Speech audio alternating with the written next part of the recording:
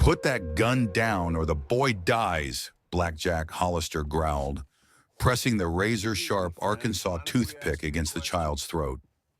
Inside the battered log cabin, blood from Logan Marshall's head wound, seeped onto the rough-hewn pine floor, mixing with the acrid smell of gunpowder that hung in the air. Abigail, the girl who just 3 weeks ago had trembled as she begged to hide beneath his coat, now held the Winchester Model 1873 with unwavering hands. Its polished walnut stock braced firmly against her shoulder, the barrel aimed squarely between the outlaw's eyes. "I said drop it!" Hollister shouted again, pressing the blade harder against Sam's skin until a thin crimson line appeared. Abigail's voice was as steady as her hands. "You've got one chance to let him go. The debt from 20 years ago isn't worth dying for today." Hollister's eyes widened in momentary shock at her knowledge before his face twisted into a cruel smile. "So the old man told you about our history? Doesn't change a thing.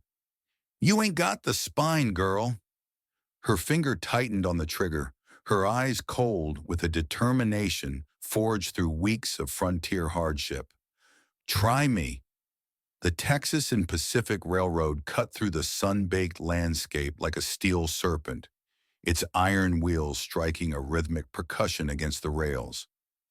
Heat waves shimmered above the tracks, distorting the distant horizon where sky met earth in an unforgiving embrace. In the last row of the passenger car sat Logan Marshall, alone and vigilant. At 45, his face was a weathered map of a hard life lived without compromise. The silver streaks in his otherwise dark hair caught the afternoon sun slanting through dust-coated windows. His broad-shouldered frame filled the bench, the long duster coat hanging open, despite the heat, to allow quick access to the well-oiled Colt Navy Model 1851 revolver on his hip, a 6-shot percussion weapon he'd carried since his Army scouting days. Logan was returning from Fort Worth after delivering 20 head of prime longhorns. Good money, but the town stirred memories best left undisturbed.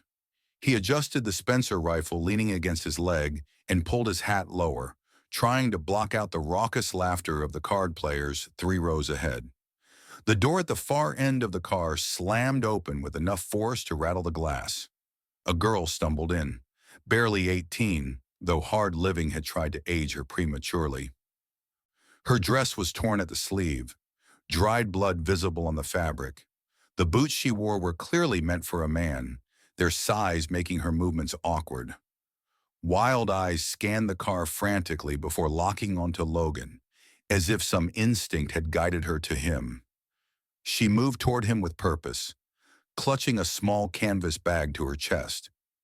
Passengers turned to stare, then quickly looked away, wanting no part of whatever trouble followed her. When she reached his bench, she whispered, "Sir, may I slip under your coat?" Logan didn't answer at first, just took in the purple bruise forming on her cheek and the desperate determination in eyes that had seen too much. His hand moved imperceptibly closer to his Colt. "Please," she added, her voice cracking. "They'll kill me for what's in this bag." Without a word, Logan shifted and lifted the edge of his duster. She slid beside him, trembling but silent now. Through the worn fabric of her dress, he could feel her heart hammering like a cornered rabbit's. Less than 2 minutes later, the door burst open again. 3 men entered, trail dust coating their clothes, hard eyes scanning each face. The leader stood tall with a counterfeit sheriff's star pinned to his vest, a badge that didn't match the snake-like calculation in his eyes. The second man's fingers were adorned with gold rings that caught the light when he flexed his hand near his gun. The third hung back, a jagged scar splitting his chin like a second mouth. "Looking for a girl," the tall one announced to the car. "Runaway. Brown hair, blue dress. Family's mighty worried." Logan felt the girl stiffen against him. His expression remained impassive, eyes dead as stone. The men moved down the aisle, peering at passengers. When they reached the back, The leader's eyes narrowed at Logan. Seen anyone matching that description, mister? Nope. Logan's voice was a low rumble, rusty from disuse. The man leaned closer. Mind if we check under that coat? In one fluid motion, Logan stood, pushing the girl behind him. His hand didn't draw his weapon, but hovered near it. Yes, I do mind. The three men tensed. The second one's hand twitched toward his holster. You sure you want to play it this way? The leader asked. Logan said nothing, just stared. The silence stretched taut as a hangman's rope. Hold up, the scarred man finally spoke, eyeing Logan carefully. I know this fella. That's Logan Marshall from the Cross Creek Territory, the Army scout from the Comanche campaigns. The leader's eyes widened slightly. Even counterfeit lawmen knew certain reputations. Marshall? The leader's posture shifted almost imperceptibly. Heard you put down 12 Comanche warriors single-handed at Yellow Fork. Wasn't counting, Logan replied flatly. But the second man, liquor and arrogance fueling his courage, made the mistake of reaching for his gun. Logan moved with the practiced efficiency that had kept him alive through 2 decades of frontier violence. He drove his fist into the man's throat, following with a strike to the temple that dropped him unconscious to the floor. The leader went for his pistol, but Logan was already on him, twisting his arm until something snapped. The howl of pain was cut short as Logan slammed the man's head against a seat back. The scarred man raised his hands. Easy now. No quarrel with you. Get your friends and get off this train, Logan ordered. Next station. The girl's stolen property. Logan's hand finally moved to his Colt. She's not property, and you're not a lawman. That star's as fake as your courage. The scarred man backed away, dragging his groaning companion. As they retreated, Logan turned to the girl. We're jumping at the bend. River's coming up. Be ready. She nodded, clutching her bag tighter. When the train slowed on the curve near the Brazos River crossing, Logan kicked open the rear door. Jump and roll, he instructed, like you're falling off a horse. I've never been on a... He didn't wait, just grabbed her wrist and leapt, pulling her with him. They hit the embankment hard, tumbling through scrub brush and loose stone. Pain shot through his shoulder where an old bullet wound resided, but he ignored it, pulling the girl to her feet. Run, he ordered, pointing to a thicket of mesquite. Don't stop. They crashed through undergrowth, thorns tearing at their clothes. Behind them, shouts erupted from the slowing train. Logan led her down a dry creek bed, their boots kicking up dust with each stride. When they reached a rocky outcropping, he pulled her behind it. Stay here, he said, then gathered dry brush, striking his flint to light it. The smoke would rise a quarter-mile east of them, a distraction born of years tracking both men and beasts. Who are those men? He asked as they moved again, this time westward toward higher ground. The one with the star is Raymond Hollister. Black Jack, they call him. Her breath came in gasps. My father owed him money from a card game 20 years ago before I was born. When he couldn't pay last month, he offered me instead. Logan's jaw tightened. Your father alive? She shook her head. Black Jack shot him anyway, after the papers were signed. What papers? Deed to our saloon, and the land claims. Father thought they'd let him keep running it. Her voice faltered. I ran that night, took what cash was in the strong box. And the deeds. Logan nodded once. That'll do for now. There's a ridge up ahead. My place is beyond it. We'll make it by nightfall if we keep moving. As they trudged uphill, Logan noticed her studying him. You've done this before, she observed, running from men like that. No, Logan replied after a moment. Usually, I'm the one doing the tracking. The Marshall Ranch sat on a defensible hillside overlooking a modest valley. The main house was solidly built of logs and stone, with gun ports disguised as decorative elements in the walls. A covered porch ran its length, offering clear sight lines in all directions. Nearby stood a barn, corral, and smaller outbuildings, all positioned with tactical precision. A natural spring fed a small creek that ran through the property, its banks lined with cottonwoods that provided the only real shade for miles. As they approached, a boy of about 7 burst from the house, waving wildly. "Logan, you're back early." His excitement faltered when he spotted Abigail. "Who's that?" Before Logan could answer, an older man appeared on the porch, shotgun resting casually in the crook of his arm.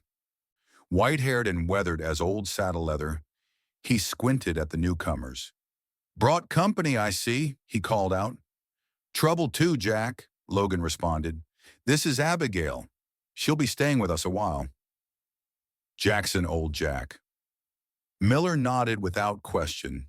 In 30 years of friendship, he learned when not to ask. That evening, after washing up and changing into a borrowed shirt and trousers that hung loose on her frame, Abigail sat at the kitchen table while Sam peppered her with questions. "Where'd you come from? How'd you meet Logan? Can you ride? Do you know any stories? Logan doesn't tell many stories." "Sam," Logan warned from where he stood by the stove. "Let her breathe."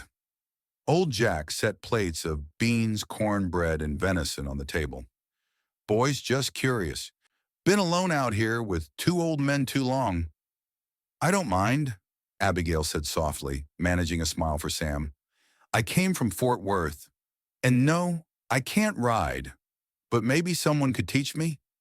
Sam's face lit up. "I can. Logan taught me last year. I'm real good now." Over dinner, Logan explained the situation to old Jack in terse sentences, while Sam was occupied showing Abigail his wooden horse collection. "Black Jack Hollister," old Jack whispered, shaking his head. "Mean as a rattler with a toothache. Heard he massacred those settlers near Abilene last year." "That's him," Logan confirmed. "Wears a counterfeit badge now." "How long you figure before he tracks you here?" Logan glanced at Abigail. "Not long, week, maybe less." Old Jack sighed. "Well, best we get ready then." Later, when Sam was tucked in bed and old Jack had retired to his small cabin near the barn, Logan found Abigail sitting on the porch steps, staring at the stars. "You ever fired a gun?" he asked, settling beside her. She hesitated, then admitted, "Once, my father's Derringer. He didn't know. I just wanted to see if I could." Logan raised an eyebrow. "And could you?" "Hit the bottle I was aiming at," she said with a hint of pride. He nodded. "Good. Out here, everybody shoots. Tomorrow we start your real training." She turned to him, studying his profile in the moonlight. "Why are you helping me? You don't know me." He was silent so long she thought he wouldn't answer. Then his hand unconsciously moved to the silver wedding band he still wore. "Found Sam in a burned-out settlement 2 years back," he finally said. "His folks and everyone else was dead. Hollister's work, though I didn't know it then." His voice dropped lower. "Before that, I had a wife, Sarah. Lost her in the fever outbreak of 70. After that, I didn't think I needed anyone. Figured being alone was safer." He looked toward Sam's window. "But sometimes life decides different. Sometimes you see someone who needs help, and turning away would kill something inside you." He stood, stretching his back. "You'll take my room. I'll sleep out here." "Mr. Marshall?" she called as he turned to go. "Thank you." He paused. "Logan. Just Logan." That night, Logan dreamed of Sarah for the first time in months. Not of her death, but of her life. Laughing as they built this house together, her hands as skilled with a hammer as with a needle. He woke before dawn, the ghost of her touch still on his skin, and found himself thinking not of the past but of the present danger approaching his home. The next morning began Abigail's education in frontier survival. Logan started her on his old Colt, explaining the mechanism, how to load, aim, and clean it. "Don't rush," he instructed as she aimed at bottles lined up on the fence. "Breathe out as you squeeze. Never pull."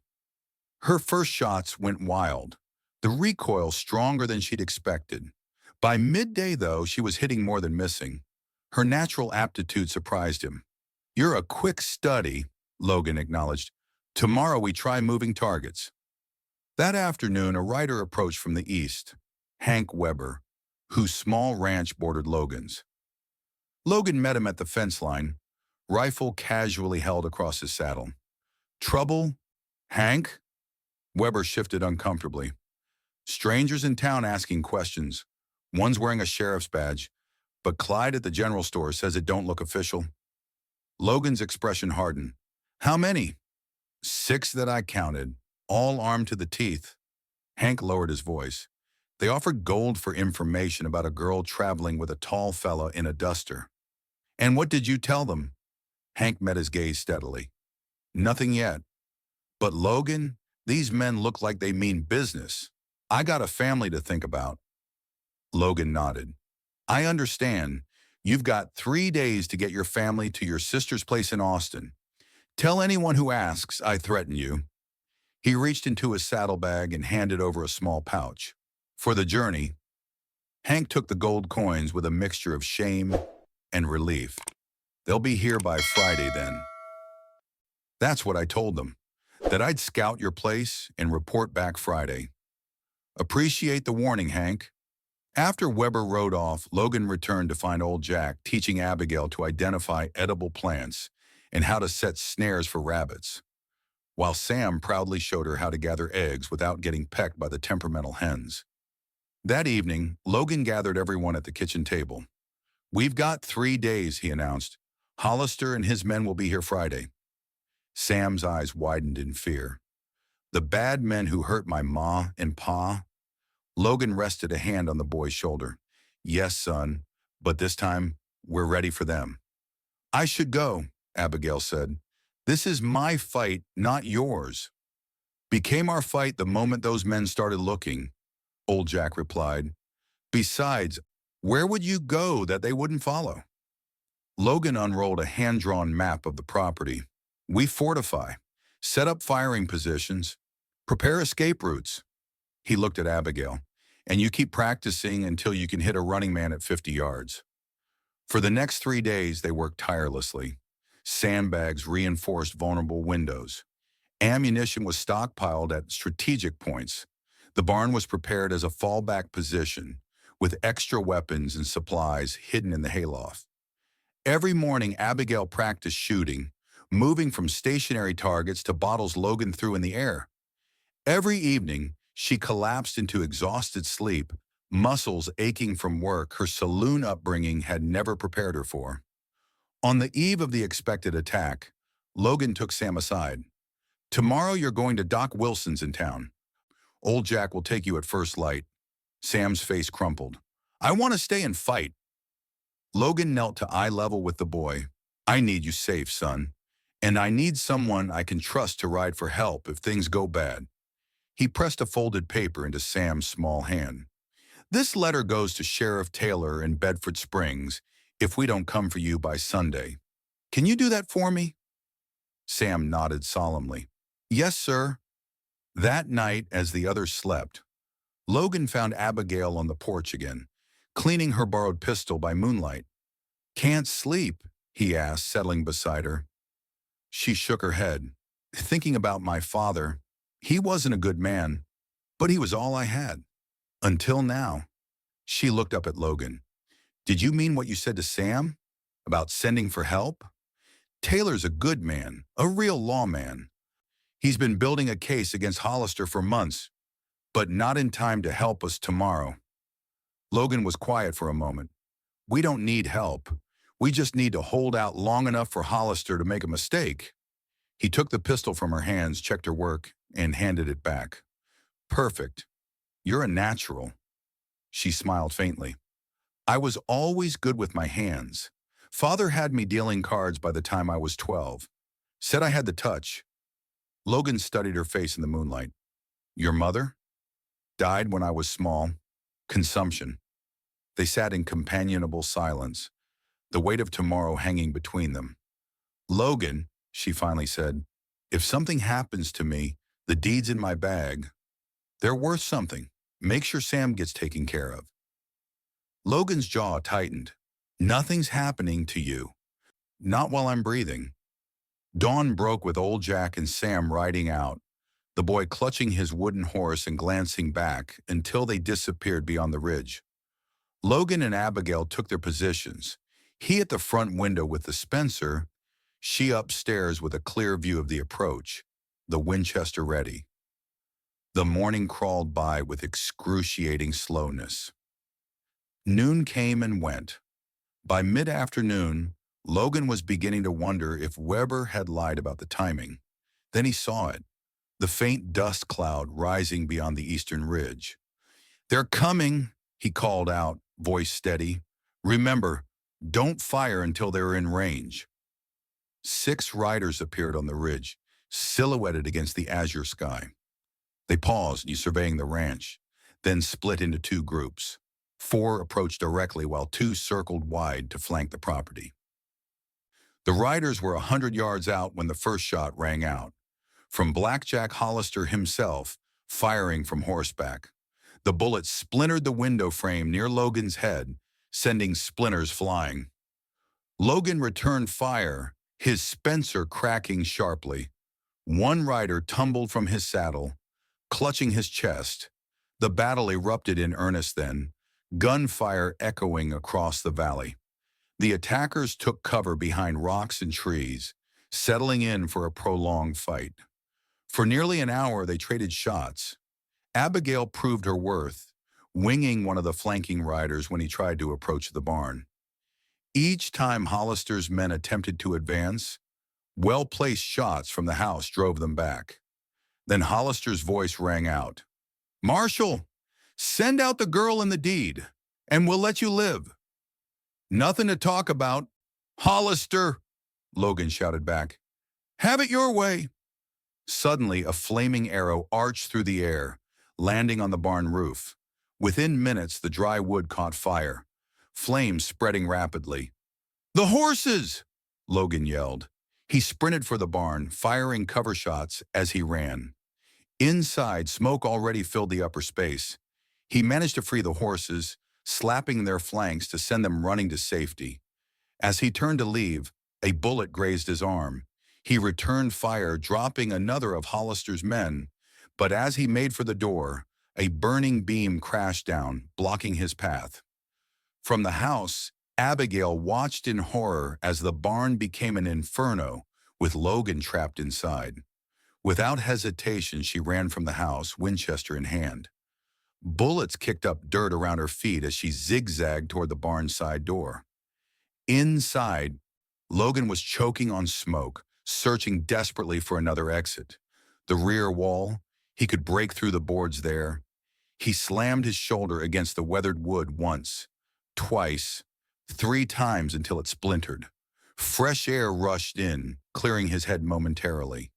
He squeezed through the opening, gasping, only to find himself face to face with one of Hollister's flanking men. The man raised his pistol, a grin spreading across his face. Then his expression froze as Abigail's shot took him in the back. He crumpled to the ground, revealing Abigail standing 20 paces away, the Winchester still smoking in her hands. "Come on!" she shouted, already turning to run back to the house.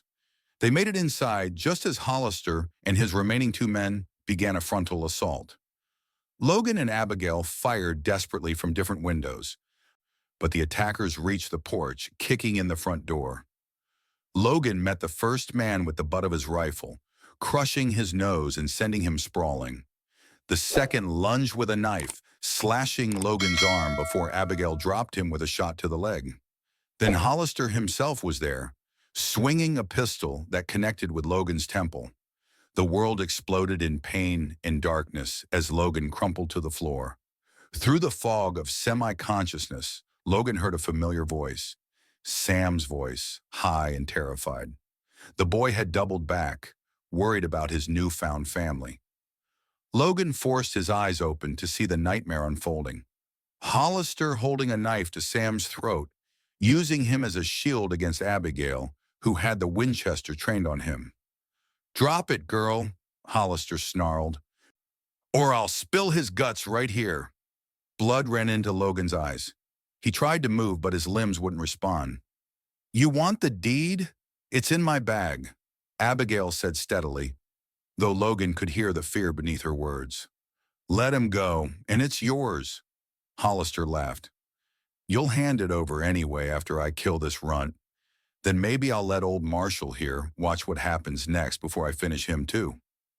Logan saw something change in Abigail's eyes then, fear giving way to cold fury. "Last chance," she warned. "You ain't got the spine," Hollister began. The Winchester cracked, the bullet grazing Hollister's shoulder with surgical precision. He jerked back in shock, his grip on Sam loosening just enough. "Run, Sam!" Abigail shouted. As the boy bolted, Logan summoned every ounce of strength, lunging forward to grab Hollister's legs. Both men crashed to the floor. Hollister's knife flashed, slashing across Logan's chest, but adrenaline dulled the pain. They grappled desperately, Hollister's greater strength nearly overpowering the injured Logan. The knife inched toward Logan's throat. Then a shotgun blast shattered the window. Old Jack stood on the porch, his weapon leveled despite the blood soaking his left side. "Enough," the old man growled. Hollister froze, then slowly released his grip on the knife. Logan rolled away, gasping. "Should have killed me 20 years ago when you had the chance, Jack," Hollister spat. Old Jack's face was grim.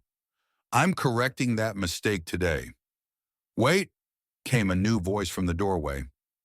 Sheriff Taylor of Bedford Springs stood there, flanked by 4 deputies. "Blackjack Hollister, you're under arrest for murder, arson, and about a dozen other charges I've been collecting witnesses for." As the deputies disarmed and cuffed the outlaw, Sheriff Taylor explained, "Got your letter from Doc Wilson when this young fella insisted on coming home with old Jack." He nodded toward Sam, who rushed to Logan's side. "Been tracking Hollister for months. Just needed to catch him red-handed." "You hurt bad?" Sam asked, eyes wide with worry. Logan managed to sit up, though the room spun. "Been worse." Abigail knelt beside him, pressing a clean cloth to his head wound. "Don't move too much." "Smart shooting," he murmured, meeting her eyes. She smiled faintly. "Had a good teacher." Recovery was slow. For 2 weeks, Logan drifted between consciousness and fevered dreams. Sometimes he called for Sarah. Other times, he relived old battles. Through it all, Abigail remained at his side, changing bandages, spooning broth into him, reading from old Jack's collection of dog-eared books. Old Jack recovered more quickly from his wound, a bullet taken while returning to the ranch after sensing trouble. "Couldn't leave you youngsters to have all the fun," he quipped. When Logan finally managed to stay awake for a full day, he found his room transformed.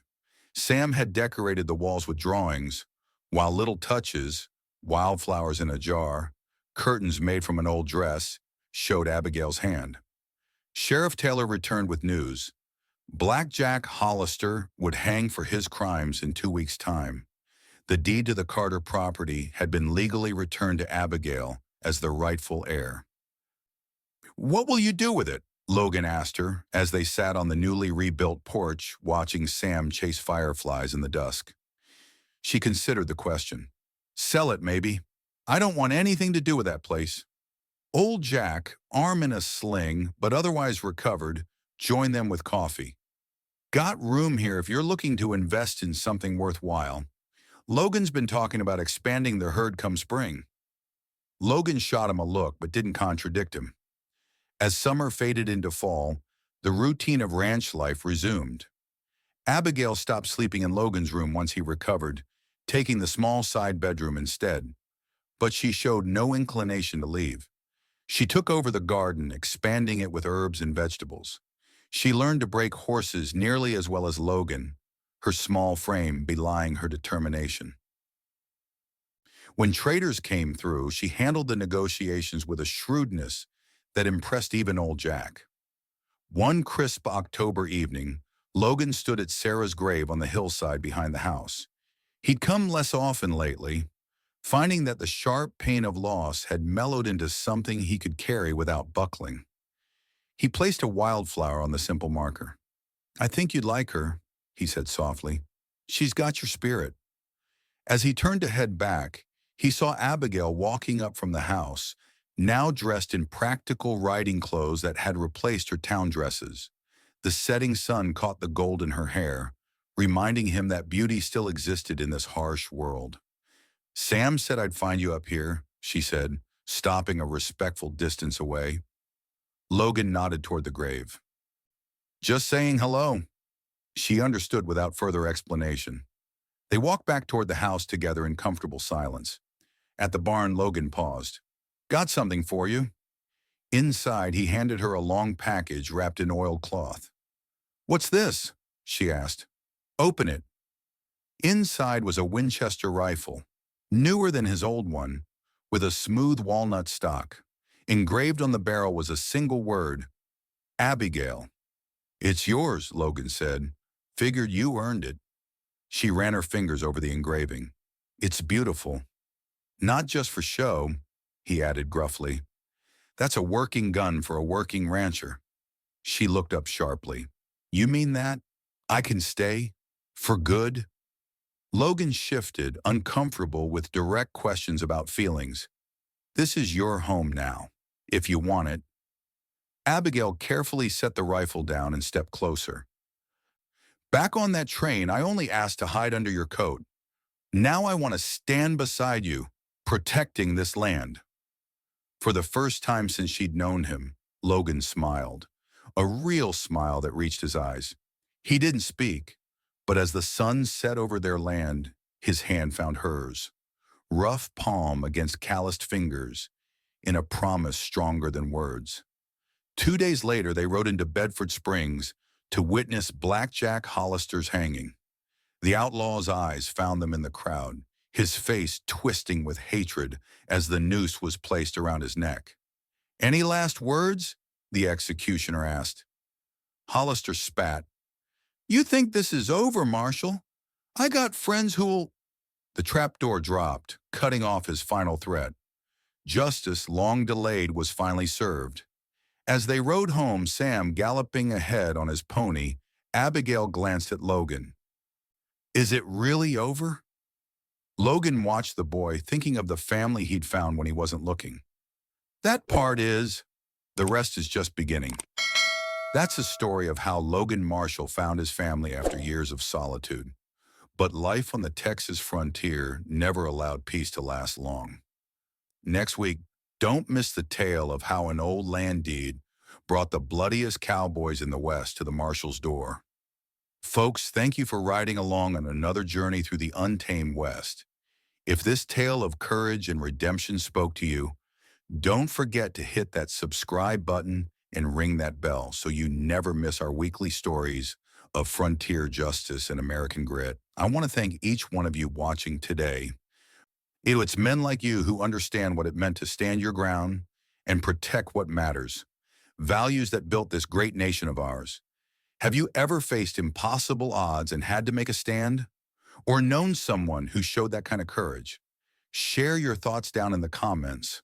For those who want more Western tales, I've put together a special collection of my best frontier stories available through the link in the description. These are exclusive yarns you won't find here on the channel. Next Thursday, same time, we return to the Marshall Ranch when a ghost from the Civil War past rides in with revenge on his mind. You won't want to miss what happens when Logan faces the man he once left for dead on the battlefield. Until then, this is Bill Harlan of Frontier Chronicles, reminding you that out here on the edge of civilization, a man's word and his gun were often all that stood between order and chaos. Stay strong, stay vigilant, and I'll see you on the trail.